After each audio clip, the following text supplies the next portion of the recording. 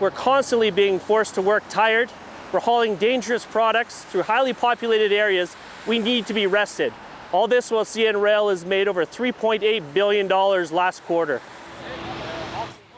More than 3,000 CN Rail workers are now on strike after the union and company failed to reach a deal before the midnight deadline. The job action affects conductors, train persons, and yard workers who say, as you heard there, they're frustrated with long hours, fatigue, and what they consider dangerous working conditions. CN Rail says it's disappointed, but will return to the bargaining table today with help from federal mediators. There are concerns, though, about the immediate and negative effect on industry. Both Alberta and Saskatchewan are calling on the federal government to end the disruption as soon as possible to mitigate the potential harm. So what exactly do they want Ottawa to do?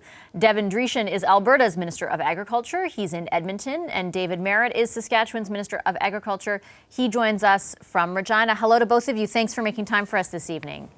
Glad to be here. Good evening, Pastor. Minister Dreeshen, why don't I start with you? Can you outline, I guess, the impact of, before we get into sort of what you're asking Ottawa to do, outline for us the potential impact on the economy in your province? Well, unfortunately, farmers in the prairie provinces have seen this type of disruption in the rail industry before. And what happens is there's a cascading effect. Even if it's a short-term disruption in the supply chain, it has cascading effects at inland country elevators, ultimately at port. Ships start piling up at the port with higher demurrage costs, which at the end of the day, all the costs that pass through the supply chain through a rail disruption ultimately get paid by farmers. And Minister Merritt, what about you? What's the impact on Saskatchewan's economy? Well, it's huge. It's huge for us. I mean, we are coming off probably our second largest crop production at well over 37 million metric tons again. So, we're encouraging them, both parties, to get back to the table, hopefully come to agreement. And if not, we've sent letters off to the federal minister saying that, to watch this closely, and if they have to intervene. But we'll be watching, see who's appointed cabinet and enter communications with them. But we're encouraging them to get back to the table. We believe in the process, and hopefully they can come to an agreement in just a matter of days here. Minister Dreeshen, your government has written Ottawa asking for some specific action. Can you outline that for us? Well, and ultimately we had a unanimous consent motion in the legislature today, again sending a strong message from Alberta that we expect the federal government to reconvene back early, Parliament back early, and ultimately to introduce back-to-work legislation. So we're hoping that Ottawa gets back to work early so that these rail workers that, again, are so dependent on our economy get back to work as well. And Minister Merritt, I just want to make sure that I'm clear on Saskatchewan's position. Do you want that back-to-work legislation immediately in Ottawa as well, or are you still hopeful that there can be a solution worked out between the company and the union? Well, we're very hopeful that they can come to an agreement here. I mean, there is a process, and we'd encourage them to get back to the bargaining table and come to an agreement. They've still got time even today, and hopefully before the end of the week this is resolved. There's a huge impact on our economy, and Minister Dreeshen touched on a lot of it. The one big one is reliability service to our customers, which are other countries, and that's important. We don't need delays in that, and when that happens, then sometimes we lose those customers to other countries. Minister Dreeshen, let me read you the response from the federal government when we asked about your government's request where convening Parliament and passing that legislation is concerned. The office of Patty Hajdu, the minister in charge of this file at the moment, probably until tomorrow or perhaps still tomorrow, says our government believes in the collective bargaining process. We understand the importance of the rail industry and its workers to the Canadian economy, particularly to industries in Western Canada that are already facing challenges. We urge both parties to continue to negotiate. Mediators are still actively assisting both parties, and we are monitoring the situation closely. What do you make of that response?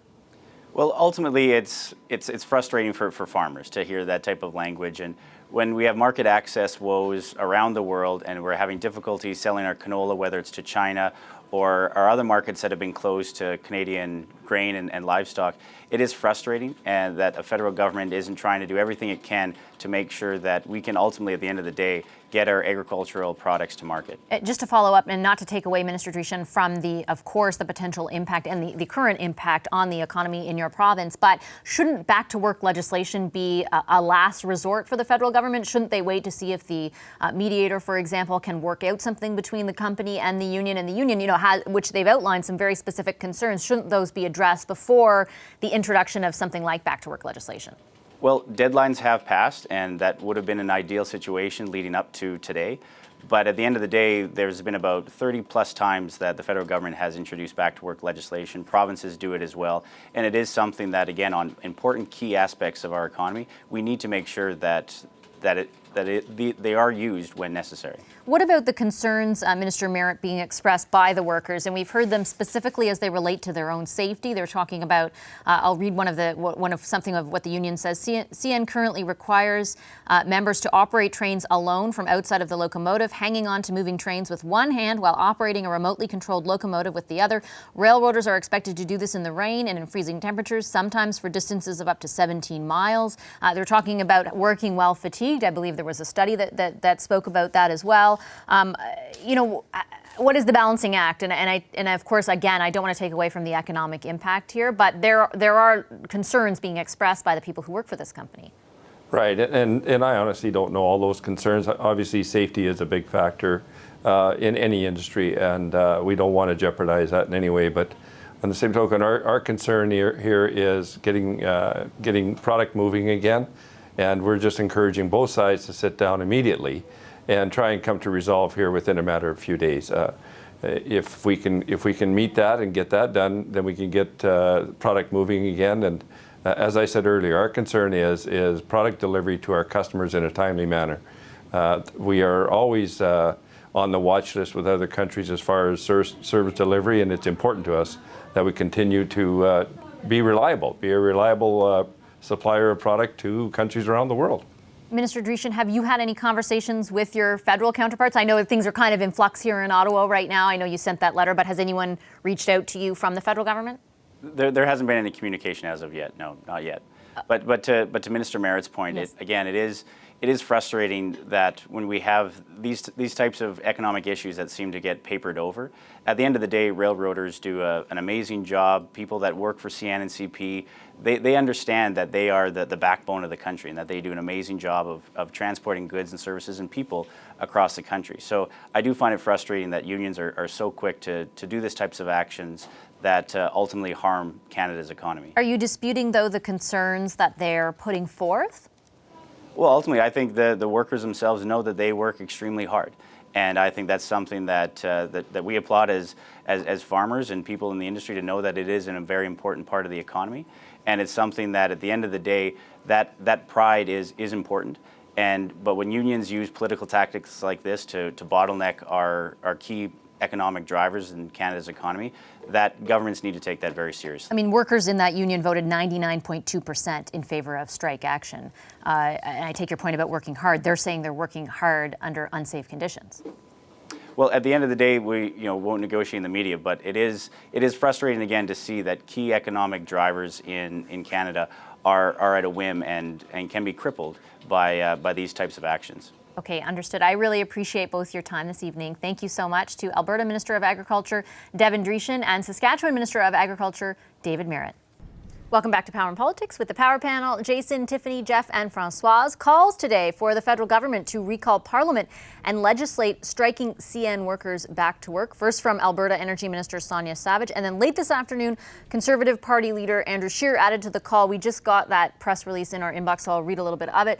The CN strike, Mr. Scheer writes, is hurting all aspects of our economy, from agriculture to manufacturing to mining. That is why Justin Trudeau must recall Parliament as soon as possible to enact emergency legislation to get the rail cars moving again. Jeff, I'm going to start with you because just particularly on the political calculation here, and while you're answering, I'll find the response from the government, because we did ask for a response from them, particularly where Alberta and Saskatchewan's calls for. We've got the agriculture ministers coming up later on the show, where their calls for back to work legislation is concerned.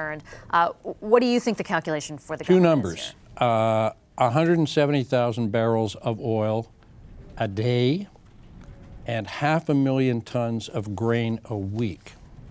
So what that means is it's going to take very, very little time for the three prairie provinces, their premiers, their farmers, their shippers, their oil patch workers, to go right off the dial on this issue.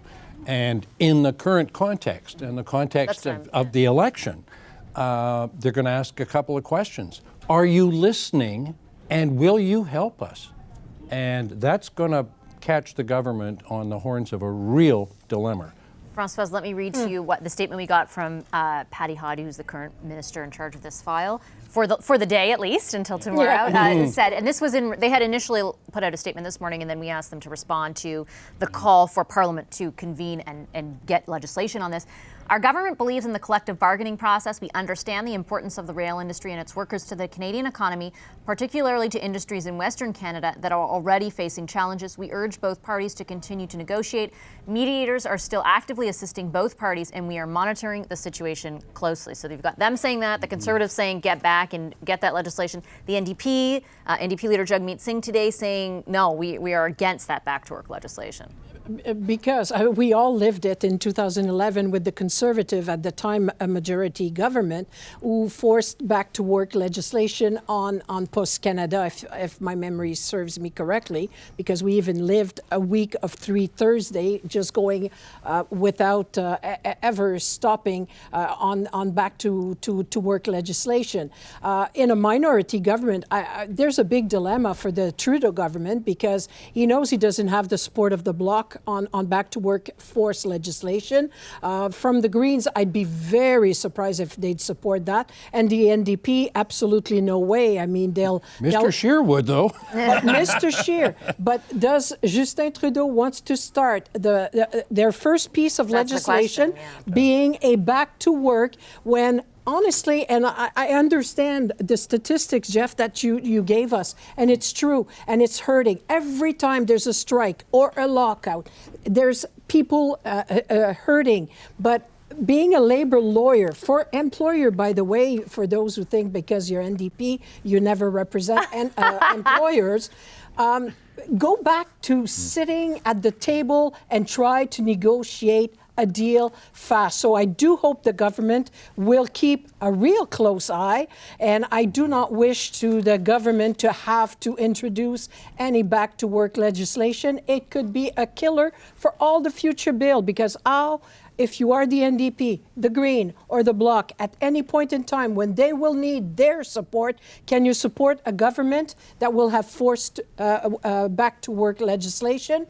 It's going to be quite the dilemma. Jason, the view from Alberta?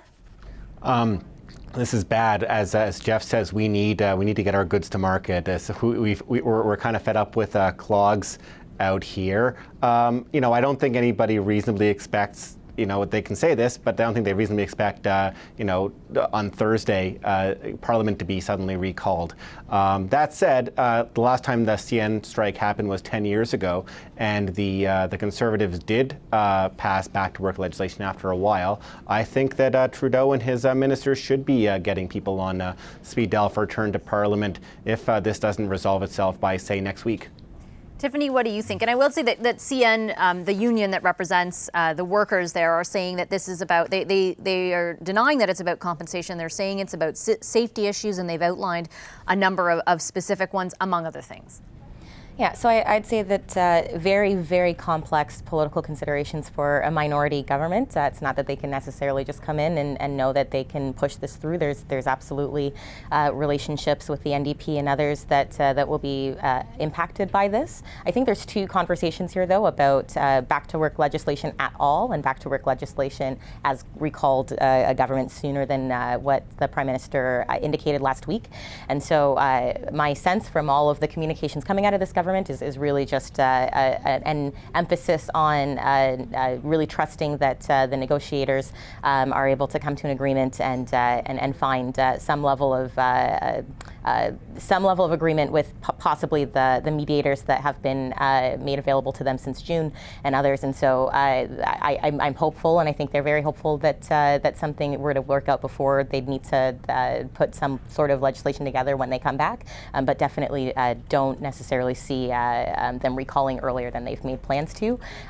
Although definitely understanding that there are so many industries that are really reliant on this and will be all making calls signals to government and everybody that they have access to in the coming days as this escalates. That's the tough part, Jeff. I mean, this is, I'm sure everybody is hoping for a resolution, but as you said, the magnitude of the impact of this strike economically is so large that they might not be able to hope, they can hope for a while, but the rubber will hit the road for them eventually, and they'll have to make a call one way or the other. Well, yeah, and the added problem is that with the Wexit movement boiling away in Alberta and parts of Saskatchewan, it just adds fuel to the fire. A disruption of crude oil shipments might be sustainable if you had 2 or 3 more pipelines as an alternative. But, just look, 170,000 barrels of crude oil a day. How would a pipeline help? Boy, there's so many messages. That's a debate for another day. Well, there's just a lot of messages. But it's a story that impacts a lot of people. It's also a highly political story right now for a myriad of reasons. And I recognize the bind the government's in. Yeah, and that's why. So are the producers in Alberta and Saskatchewan, Manitoba. That's why we needed the power panel today. And at the same time, we cannot always bend the knee for Alberta, who will play the Wexit card every time. Once? Could we do it once? We could. Okay. I feel like we have a real microcosm of the debate right in front of us here between. But unfortunately, I do have to go. So thank you very much to the Power Panel. Thanks to Jason Markusoff, Tiffany Gooch, Jeff Norquay, and Françoise Boivin.